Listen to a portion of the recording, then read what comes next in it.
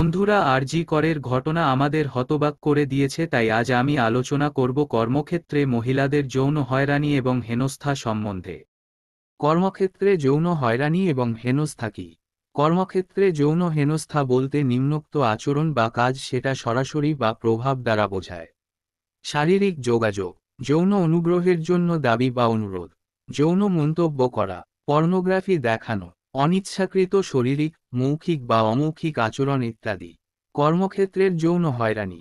মহিলাদের কর্মক্ষেত্রের যৌন হয়রানি আইন 2013 আইনটির মাধ্যমে কর্মক্ষেত্রে মহিলাদের যৌন হয়রানি, অশালীন আচরণ, পেশাগত এবং ব্যক্তিগত ক্ষতি চিহ্নিত করা এবং যৌন হয়রানির বিষয়ে স্পষ্টতা তৈরির মূল উপাদানগুলি তুলে ধরা হয়েছে। কর্মস্থল কি? সরকারি প্রতিষ্ঠান, বেসরকারি প্রতিষ্ঠান, হাসপাতাল, নার্সিংহোম, ক্রীড়া প্রতিষ্ঠান, বাসস্থান, সেবামূলক প্রতিষ্ঠান, বেসরকারি সামাজিক প্রতিষ্ঠান, পরিষেবামূলক প্রতিষ্ঠান, শপিং মল ইত্যাদি। স্বনিযুক্ত কর্মীদের মালিকানাধীন কোন উদ্যোগ অথবা যে কোন এন্টারপ্রাইজ যা 10-এর বেশি কর্মী নিয়োগ করে। কর্মক্ষেত্রে অন্যান্য যৌন হয়রানি, হেনস্থা উদাহরণ: জনসমক্ষে কর্মচারীর সমালোচনা, অপমান, দোষারোপ, তিরস্কার বা নিন্দা করা। একটি বৈধ কারণ ছাড়া কাজ বা নিয়োগ থেকে বাদ। ব্যক্তির সুনাম বা কর্মজীবন ক্ষতিগ্রস্ত করে এমন বিবৃতি। অন্যায়ভাবে দায়িত্বের ক্ষেত্রগুলি সরিয়ে ফেলা। অনুপযুক্তভাবে খুব কম বা খুব বেশি কাজ দেওয়া। অনবরত পর্যবেক্ষণে রাখা।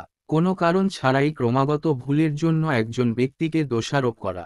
নিয়োগকর্তার কর্তব্য: নিরাপদ কাজের পরিবেশ প্রদান, আভ্যন্তরীণ অভিযোগ কমিটি গঠন, যৌন হয়রানির উপযুক্ত শাস্তি বিধান, সচেতনতামূলক অনুষ্ঠানের আয়োজন করা, আভ্যন্তরীণ কমিটির মাধ্যমে অভিযোগ মোকাবেলা এবং তদন্ত পরিচালনার জন্য সুবিধা প্রদান করা, আভ্যন্তরীণ কমিটির সামনে উত্তরদাতা এবং সাক্ষীদের উপস্থিতি নিশ্চিত করা।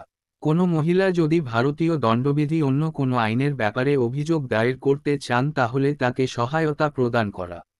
যৌন নিপীড়নকে একটি অসদাচরণ হিসাবে গুরুত্ব সহকারে বিবেচনা করা এবং এই ধরনের অসদাচরণের জন্য ব্যবস্থা গ্রহণ করা।